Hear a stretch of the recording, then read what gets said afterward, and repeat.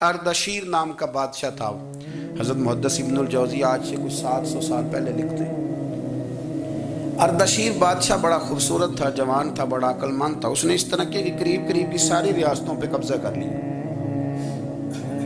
بڑا عقل مند زیرک تھا، قبضہ ہو گیا۔ ایک بادشاہ بڑا سخت تھا، اس کے ساتھ جب پنجہ آزمائی ہوئی تو اردشیر کہتا ہے اس پہ میرا قبضہ نہیں ہو رہا تھا، اور جب ہم نے ساری ریاستوں نے مل کے اس پر حملہ کیا تو ایک قلعے کے اندر قلعہ بند ہو گیا۔ اردشیر بڑا خوبصورت آدمی تھا، بڑا سمجھدار تھا، تو وہ بادشاہ قلعہ بند ہو گیا، اس نے کہا نکلنا ہی نہیں۔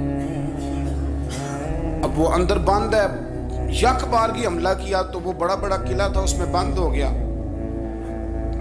اس بادشاہ کی نا جس پر حملہ کیا، اس کی بیٹی اچانک ایک دن قلعے کی دیوار پہ چڑھی تو اردشیر کے حسن و جمال کو دیکھا تو عاشق ہو گئی،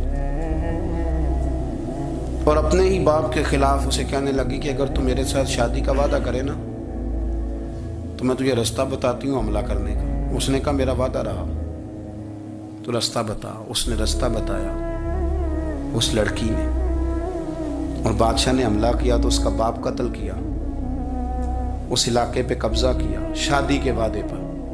ہاں نفسانی خواہش بندے کو اندھا کر دیتی، نہیں سمجھ آتی اس کو میں کدھر جانا ہے، اندھا کر دیتی۔ حملہ کیا،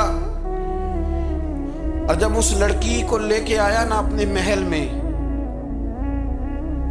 تو پہلے دن شادی کی پہلی رات تھی، تو بستر بچھایا کنیز نے، تو وہ کبھی کروٹ ادھر بدلتی کبھی ادھر بدلتی، تو بادشاہ کہنے لگا کیا ہے؟ کہنے لگی بستر میں کچھ ہے، مجھے تکلیف دے رہی۔ اس نے چراغ جلائے، اور جب بستر اٹھایا تو ایک اتنا سا دھاگا نکلا۔ دھاگے سے عموماً تکلیف نہیں ہوتی، تو اس نے کہا تو اتنی نرم و نازک ہے کہ دھاگا؟